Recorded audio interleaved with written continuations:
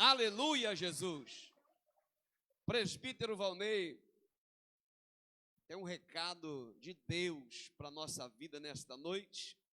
Logo após, querido, nós estaremos fazendo o ato profético. Você vai comer do pão e beber da água. Amém? Prazer muito grande tê-lo aqui nesta noite. Recebeu o nosso convite. Atendeu, querido, de imediato, dando uma resposta. E hoje está aqui para trazer aquele alimento forte que sustenta a gente na presença de Deus. Amém? Amém? Glória a Deus. Fica à vontade, meu querido, em nome de Jesus. Deixa Deus te usar. Amém? Queremos só receber nessa noite. Glória a Jesus. Glória a Deus. Boa noite. Paz seja convosco. Glória a Deus.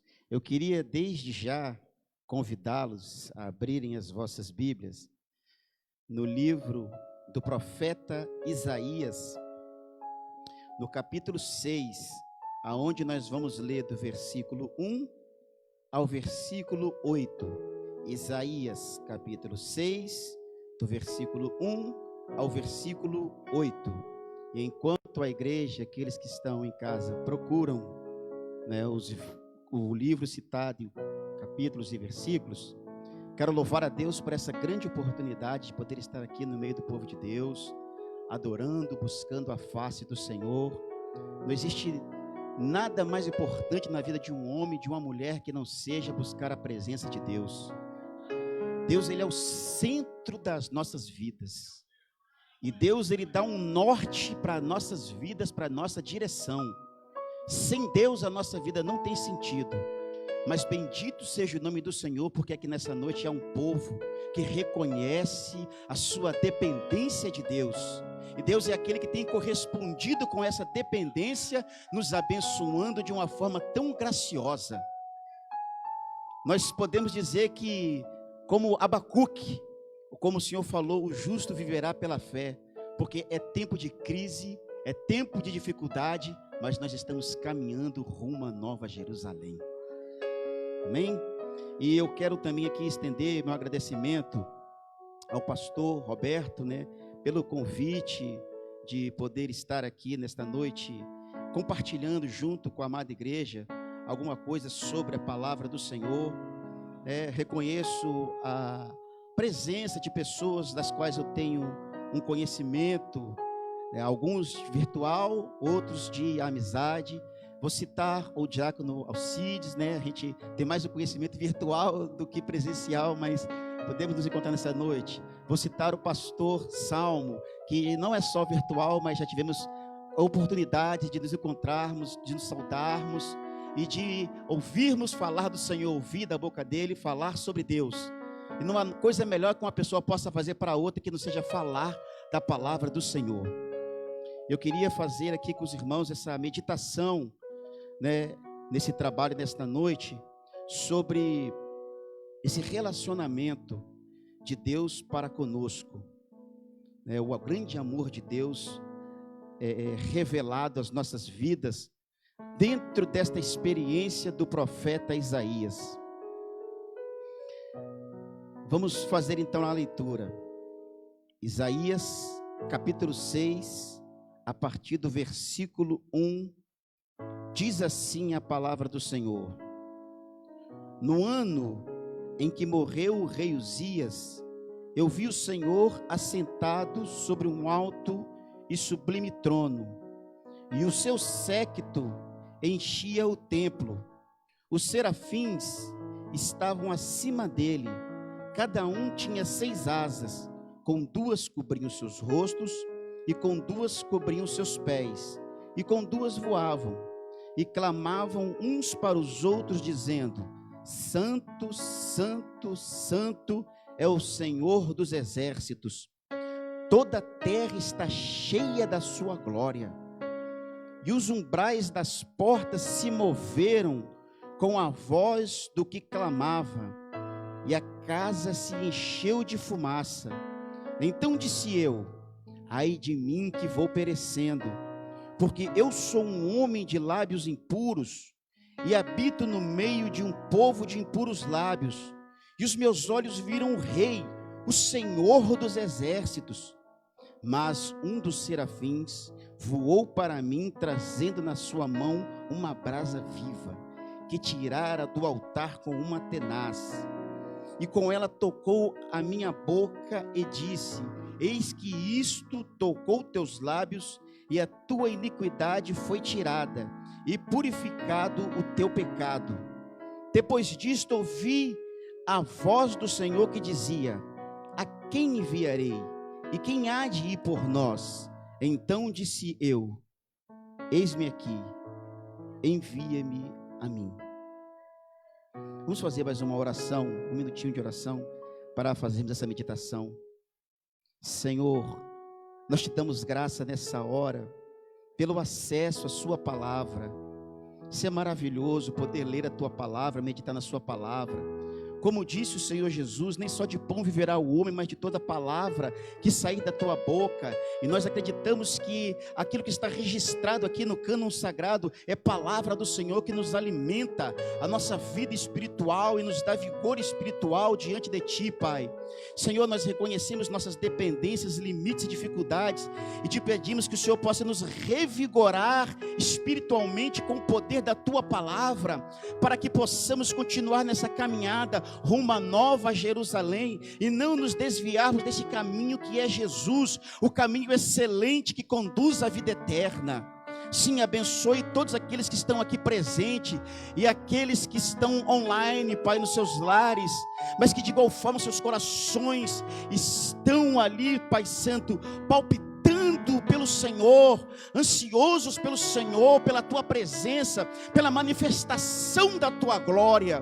Que o Senhor possa entrar com providência divina dentro da dependência de cada um, Pai Santo, e possa estar suprindo toda necessidade, seja ela física, seja ela econômica, seja ela espiritual, seja ela psicológica, Pai Santo. Tudo aquilo que tenta nos trazer algum mal-estar, o teu Espírito Santo possa adentrar em nossas vidas de uma forma poderosa, aqui nesta noite, Pai, restaurando todas as coisas, para que possamos testemunhar que o Senhor é bom, e que a tua misericórdia ela se estende de geração em geração, Pai. Assim nós oramos e confiamos em nome de Jesus. Amém. Podemos assentar.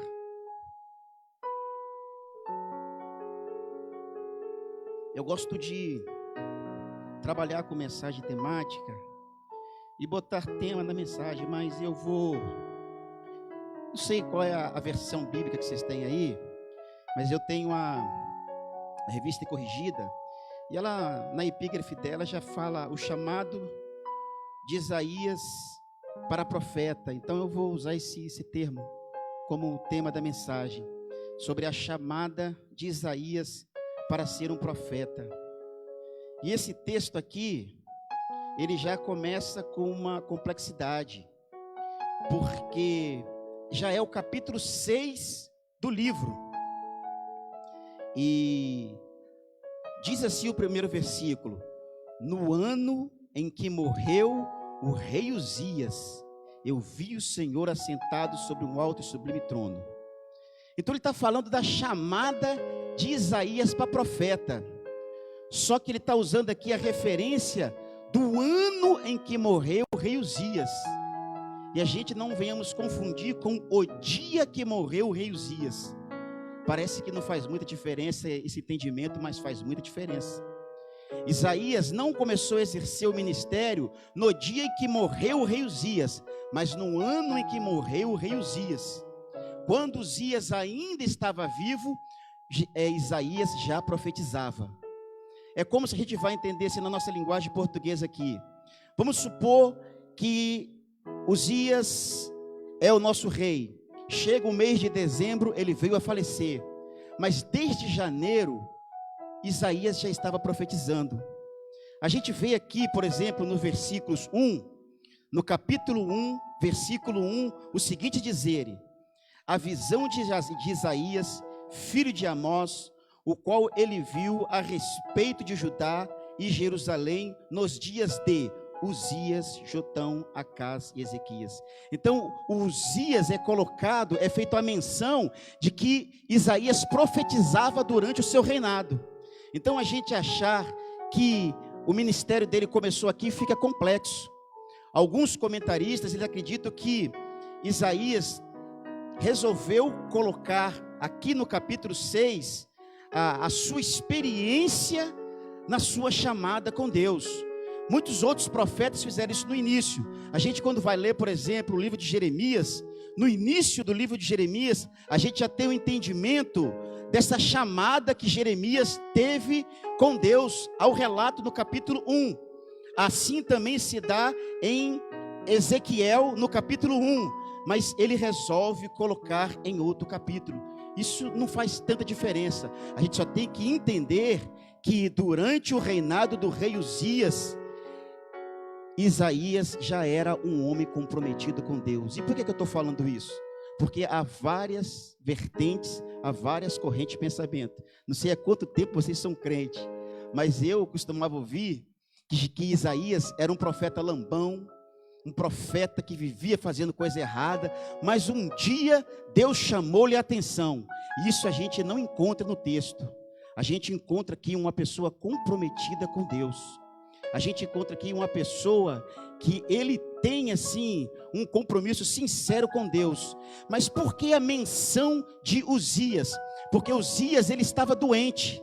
Uzias ele passou do limite daquilo que lhe era permitido como rei, e ele foi acometido de uma doença que era a lepra, e isso foi denigrindo aquele homem de tal forma, até que um dia realmente ele veio a morrer.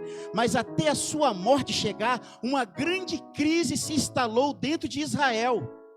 A crise chegou lá dentro de Israel, porque o seu grande líder estava acometido de uma enfermidade irreversível. E o que a gente vê na vida de Isaías? Um homem que buscava a Deus mesmo no momento da dificuldade. Não tem quando tudo está errado, e fala assim, cara, não adianta estar indo na igreja, não adianta estar orando, estão falando que orar resolve, até agora o problema só está aumentando. Pois bem, esse não é Isaías. Ele não era lambão, não. Ele não era uma pessoa descomprometida, não. Ele era uma pessoa comprometida. E ele tinha no seu coração uma certeza que Deus tinha uma resposta para aquele problema. Deus tinha uma resposta para aquela situação. Nós estamos vivendo dias caóticos, irmãos. Dias que o problema não é só aqui do nosso estado, não é só da nossa nação, mas é um problema que envolve todo o globo terrestre. Mas eu posso garantir com toda certeza, Deus tem a solução para essa situação. Nada fugiu do controle de Deus. Deus ele é soberano. Deus tem o domínio de todas as coisas. Ainda que nós, na nossa simplicidade, nós não consigamos verificar, ver a grandiosidade de Deus, todavia, nada saiu do seu controle. E eu sei dizer uma coisa que todos aqui, creio que já tiveram grande experiência com Deus e sabem entender uma coisa: é nessas horas de crise que Deus mais se revela. É nessas horas de crise que Deus vem dar cada vez mais experiência para o crente, para ele poder se firmar cada vez no Senhor, para que o mundo possa focar nos crentes. E a expectativa do nosso desespero, mas não há um desespero no meio da igreja, há uma estabilidade no Senhor, porque nós fomos firmados numa rocha inabalável, numa rocha que não tem tempestade, não tem vento, não tem maremoto, não tem nada que possa abalar a estrutura daquilo do qual nós fomos alicerçados. Os méritos não estão em nós, os méritos estão nele. E é por isso que a gente não se abala. Sabe por quê? Eu sei que eu sou um pecador. Eu sei que se dependesse de mim, eu estava lascado. Mas dependeu dele. E ele nunca falha. Nunca, nunca, nunca, nunca falha. E aqui está esse homem buscando. E sabe de uma coisa? Você começa a buscar a Deus, vai buscando a Deus, vai buscando a Deus, dias vão se passando, parece que nunca há uma resposta, mas um dia, esse homem que também exercia o ministério de sacerdote, ele entra no templo, É como se fosse um outro dia qualquer. É como se ele fosse fazer mais uma oração qualquer, como outros dias. Mas neste dia, ele tem uma grande experiência com Deus. Não desista do teu objetivo. Não desista do teu sonho. Você pode vir um dia, 2 dias, fazer uma campanha, 2, 3, não está dando certo, até alguém chegar, que sempre acontece isso. Deixa de ser bobo, você está indo lá só para dar dinheiro, rapaz. Esse negócio, só estou querendo seu dízimo e sua oferta. Mas eu posso te garantir pela palavra, que tem um dia marcado para Deus ter um encontro pessoal com você e mudar a história da sua vida. Isso é real. Isso aqui não é fantasia de cristão, não. É real. Nós vivemos isso. Um Deus que nós cremos, Ele é um Deus que foi lá no pastoreio de um homem que estava cuidando de ovelhas, tirou-lhe de lá para fazer ser rei de Israel. Uma coisa impossível, mas impossível para nós, para Ele não, para Ele tudo é possível. Ele está no controle, Ele está no comando, Ele é Deus, Ele é Deus. E diante dessa visão maravilhosa, quando ele enxerga, ele vê o Senhor assentado sobre um alto e sublime trono. E a visão é gloriosa. O seu séquito, ele enchia o templo. Os serafins estavam acima dele, voando com 6 asas, com 2 batendo para voar, com 2 cobrindo os olhos, com 2 cobrindo os pés, clamando uns aos outros: Santo, Santo, Santo é o Senhor dos exércitos. Podia chamar Deus de qualquer outro atributo, mas chamaram Ele de Senhor dos exércitos. Israel estava todo embagunçado, mas o Senhor dos exércitos ainda estava no comando. Pode parecer que o mundo está bagunçado, irmãos, mas o Senhor dos exércitos está no comando. Ele está no controle. Ele é o general que nunca perdeu uma batalha. E nunca vai perder uma batalha. E ali aqueles serafins o adorando, glorificando. Eu fico tentando imaginar aqui a cabeça daquele homem naquela hora. Porque às vezes você começa a buscar. E tem gente que já perde até a esperança. Aí o cara já busca por buscar mesmo. Já está vindo, acostumado a vir na igreja, mas Deus vai lá e dá uma chacoalhada na vida dessa pessoa. Deus abre aquela porta que você pensa que não seria aberta. Deus traz aquela cura que você imaginou que nunca chegaria. Deus salva aquela pessoa que você pensou que nunca seria salva, porque o histórico dela é terrível, mas Deus muda o quadro da história dela, para te mostrar que Ele é o Deus Todo-Poderoso, que ouve a tua oração, que cuida da tua família, que cuida daqueles a quem você ama. Por pior que eles possam estar fazendo, Deus pode mudar a história dele, como mudou a história de Saulo no caminho de Damasco, que estava indo lá buscar cartas de autorização para torturar crentes. Mas o homem saiu furioso e voltou transformado. Porque Deus, quando entra em ação, Ele muda. Ele faz o homem violento virar uma pessoa mansa. Sim, esse é Deus. Deus Todo-Poderoso.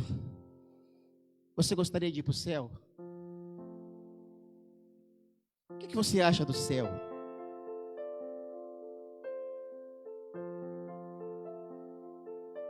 Você acha que o céu é um lugar interessante? Uma vez eu vi uma reportagem do cidadão, Zeca Pagodinho. Ele falou assim que ele queria ir para o inferno, porque o céu é um lugar chato demais. E lá no inferno ia ter brame e churrasco para ele direto. Mas você sabe que é uma coisa que eu fiquei pensando? Às vezes eu estou num culto, a gente é pentecostal, e eu passei assim a fazer umas análises de outras coisas da Bíblia. A gente tem uma visão limitada do céu. Tem pessoas que falam assim: irmão, comece a dar glória aí agora, porque lá no céu será só glória a Deus e aleluia. O que se passa na sua cabeça numa hora dessa? Você sabe o que eu penso quando eu ouço isso? Que eu vou ficar glória, glória, glória a Deus, glória, glória, glória a Deus, Glória, glória, glória a Deus. Glória, glória, glória a Deus. Aí você vai olhar para mim, glória, glória. O céu não é isso. O céu é um lugar interessante. E a gente vê aqui na ação dos serafins. Sim, me acompanha aqui. Quando ele tem aquela visão de Deus, a primeira coisa que ele faz é fazer um olhar interno. E ele diz: ai de mim que vou perecendo, porque eu sou um homem de lábios impuros e habito no meio de um povo de impuros lábios. Ele faz uma confissão dos seus pecados e automaticamente ele vem e apresenta a causa do seu povo. Ele não ora só por ele não, ele ora pela sua deficiência e ele ora pela deficiência do povo. E sabe de uma coisa, a oração de um justo é poderosa e eficaz. Quando você ora por você, Deus te abençoa, mas quando você ora para o teu vizinho, Deus abençoa você e o teu vizinho. Deus vai sarar esse mundo através da oração da igreja. Deus vai mudar esse quadro através da oração da igreja. Nós oramos por nós e intercedemos pelo mundo, e Deus vai ouvir a nossa oração. Mas olha como que o céu não é essa coisa que a gente pensa, que é tipo assim, cada um no seu lugarzinho, cada um tem o seu script, ninguém pode sair do seu lugar. Mas a Bíblia diz aqui que um dos serafins saiu da hora da adoração, do momento, foi até onde estava aquele homem orando, pegou a tenaz, pegou uma brasa e tocou nos lábios dele, e foi purificada a sua iniquidade. Sabe o que é isso? Autonomia. Deus não fez robôs, Deus fez seres inteligentes, aqui na terra e lá no céu, e deu autonomia tanto para quem está aqui na terra, quanto para quem está no céu, para adorá-lo. A adoração não é forçada. Quando a gente reconhece que Ele é digno, não é porque Ele cura, mas é porque Ele é digno de honras e de glória, nós o glorificamos, nós o adoramos. Aqueles serafins não estavam ali porque tinha um script para eles estarem ali. Eles estavam ali porque eles reconheciam a soberania de Deus.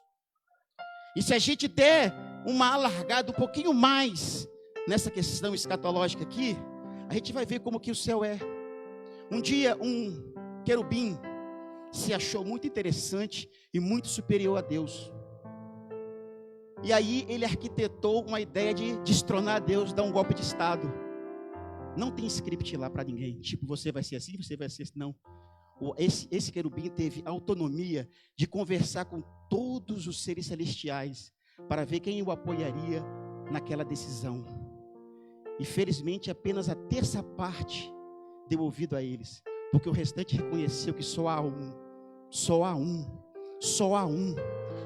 um digno de ser servido. Aquele querubim era bonito, mas era uma criatura, e não queriam trocar o Criador pela criatura. Sim, lá no céu foi deixado isso acontecer, assim como é aqui na terra também. Nós temos o direito de escolher servir a criatura ou servir o Criador. E bem-aventurado é você que escolheu servir ao Criador. Sim, irmãos, não há esse script para ninguém. Ninguém nasceu para ir nem para o céu nem para o inferno. Cada um tem autonomia de tomar a decisão para a sua vida. Aquela terça parte dos anjos partiu para cima com tudo, achando que ia dar um comando de estado. Não fizeram nem cosquinha, foram banidos de lá. Foram banidos de lá. Provocaram o caos. Infelizmente o ser humano deu ouvido à lábia de Satanás. E o ser humano poderia desfrutar de todos os privilégios de Deus dentro do jardim do Éden, mas não poderia comer de uma árvore que continha o fruto do bem e do mal. Mas o ser humano deu ouvido ao adversário. E sabe o que Deus fez? Não abandonou o ser humano. Ele se disponibilizou para o ser humano. Nesse texto aqui, quando Isaías diz: ai de mim que vou perecendo, isso aqui é uma confissão. Se tem uma coisa que Deus não resiste, é alguém de coração quebrantado. É alguém que reconhece os seus limites. E aí ele se aproxima mesmo. E nós estamos numa dispensação que Deus não está perto de você. Ele está dentro de você. Você é templo e morada do Espírito Santo. O relacionamento é mais íntimo do que você imagina. Sim, e a coisa ainda é maior. Deus colocou anjos acampados ao teu redor. O adversário, ele fica em derredor, que é ao redor do redor, porque não pode chegar perto. Você é propriedade de Deus. Propriedade exclusiva de Deus, comprada com o sangue de Cristo na cruz do Calvário. Não foi com ouro, não foi com prata, não foi com pedra preciosa. Foi com o sangue de Jesus. Esse sangue que torna cada um dos nós que estamos aqui nessa noite, aqueles que estão online assistindo o culto, propriedades do Senhor. E isso não foi pela força, foi pelo convencimento do amor, pela ação do amor. Que essa relação não é baseada em script, de que alguém nasceu para isso ou para aquilo, mas é baseado no amor do Senhor. Um amor tal que não se pode medir o amor desse Deus. João escreveu: Deus amou o mundo de tal maneira, porque não dá para mensurar a dimensão desse amor, de tão grande, mas a gente consegue entender que ele é um amor do limite, que houve a encarnação do Filho de Deus para assumir o meio do teu lugar. Naquele tempo ali, Atenas, que pegou a brasa, purificou os lábios daquele homem e tornou ele apto para poder fazer a obra do Senhor. Mas hoje em dia, o sangue de Cristo é aspergido sobre todo aquele que confessa Cristo como Senhor e Salvador. E o apóstolo escreve assim: filhinhos, não pequeis, mas se pecardes, tendes um advogado, Jesus Cristo justo. Ele é a propiciação para os nossos pecados, ele é a cobertura dos nossos pecados. Antes de Deus olhar para o teu defeito, ele enxerga Cristo do Calvário morrendo por mim e por você. E isso mantém esse elo muito forte. Eu já estou caminhando aqui para o fim. Que quando depois de purificado, ele ouve a voz do Senhor: a quem enviarei? E quem há de ir por nós? Irmãos, como que ele poderia dizer não? Como dizer não para esse Deus?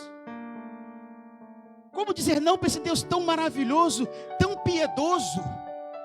E eu vou te falar uma coisa aqui: dentro de cada um de nós há um reino, o reino do Senhor. A gente pode retê-lo só para nós, ou nós podemos compartilhá-lo com outras pessoas. Isaías orou e intercedeu pelos outros: ai de mim que vou perecendo, porque sou um homem de lábios impuros e habito no meio de um povo de impuros lábios. Ele se quebrantou e confessou e foi perdoado, mas os outros ainda não tinham noção daquilo. Havia uma necessidade que alguém fosse lá e anunciasse que havia uma necessidade de arrependimento. Então ele entendeu dentro dessa chamada que ele era esse escolhido. Você está sentado aqui nessa noite e eu quero te advertir que você é esse escolhido. Você tem consciência do seu pecado e já foi perdoado, mas Deus quer perdoar uma multidão de pessoas através da sua vida, através do seu testemunho, através da sua palavra. E sabe qual é o nosso problema? Que a gente pensa que tem que falar bonito, tem que falar de uma forma extraordinária. Meu irmão, Deus te usa do seu jeito, do seu jeitinho, da sua maneira de falar. Existem locais que pessoas eruditas não conseguirão chegar, mas você estará lá. Você vai ser o representante de Deus. É você que vai abrir a boca, é você que vai falar, é você que vai indicar. E essas pessoas se converterão por causa da tua palavra. Não são palavras bonitas que mudam pessoas, mas é a ação do Espírito Santo que convence o homem do pecado, da justiça e do juízo. E o Espírito do Senhor Jeová está sobre a tua vida. Ele está sobre você, Ele mora em você. Eu convido-vos a colocar isso sobre os vossos pés nessa noite, que eu quero fazer esse encerramento, uma oração para votar a palavra ao pastor, para dar prosseguimento ao trabalho nessa noite. Prosseguimento esse de ato profético. Eu creio em ato profético, irmãos. Deus tem uma bênção para cada um de nós aqui nessa noite. Mas eu gostaria que você saísse aqui dessa noite com essa convicção: não é apenas mais um culto, mas Deus tem uma grande chamada na sua vida. Você é um instrumento precioso do Senhor.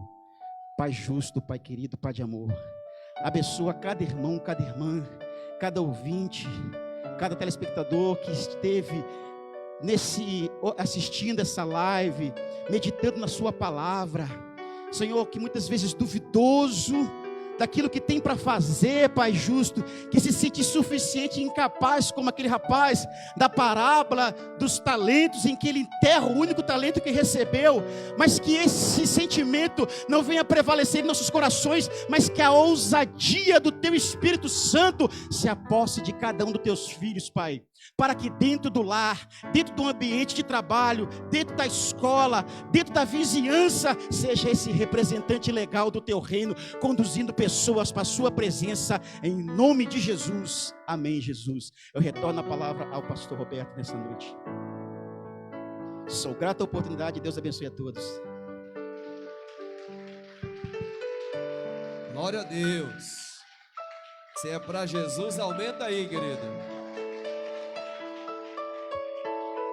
Aleluia, maravilha. Estamos chegando ao encerramento, querido, ao final desta noite. Mas nós agora, depois desta palavra, depois de você entender, depois de você compreender qual é a direção de Deus para a nossa vida, depois que você ouviu que nós somos portadores, que nós carregamos esse reino dentro de nós, nós vamos entrar no momento do ato profético. Você vai receber nas tuas mãos a água e um pedaço de pão. Eu vou explicar a você. A Bíblia diz, querido, em 1 Reis, no capítulo 19, versículos 6 e 7, que Elias estava deitado e o anjo, olha aí, pastor, olha aí, né? Tá vendo aí? Parece até que a gente combinou, né? Você vê que o céu é do jeito que o pastor pregou nessa noite. O anjo foi lá onde ele estava, Deus deu a ordem, e aí foi para acordar, acordou ele, ó, bateu, a Bíblia diz que catucou ele, acorda. Aí ele olha do lado da sua cabeça, estava um pão e um odre de água. Ele comeu, bebeu e voltou a dormir. Aí a Bíblia diz que o anjo tornou novamente a acordar ele e disse para ele: come o pão, beba água, porque grande é a sua caminhada. O mundo, querido, está dizendo que 2020 acabou, que ninguém consegue mais nada. Esquece, é o mundo dizendo. Mas eu quero dizer para você, querido, que nós hoje escutamos e temos ouvido que Deus está no controle de todas as coisas. Faltam 4 meses ainda para findar o ano, e esse ato profético é para que você, querido, possa viver os melhores meses da sua vida ainda em 2020, porque nós vamos profetizar isto, nós vamos declarar isso na sua vida nesta noite. Nós vamos determinar, querido, que esses 4 meses que faltam serão divisor de água na sua vida. Deus vai te surpreender. Ainda não acabou. Você ainda vai caminhar sobre esta terra e você vai receber aquilo que Deus tem reservado para quem o busca.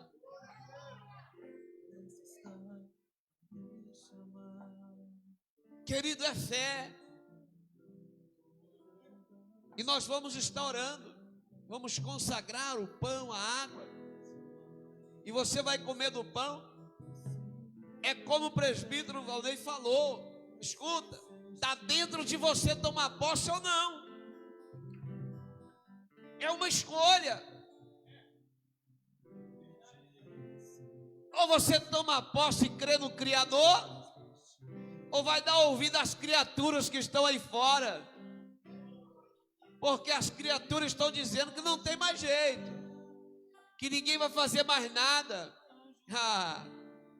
Se prepara para viver algo que não é humano, é algo sobrenatural, querido. Que isso, pastor? Meu irmão, aleluia, a Bíblia está cheia de exemplos.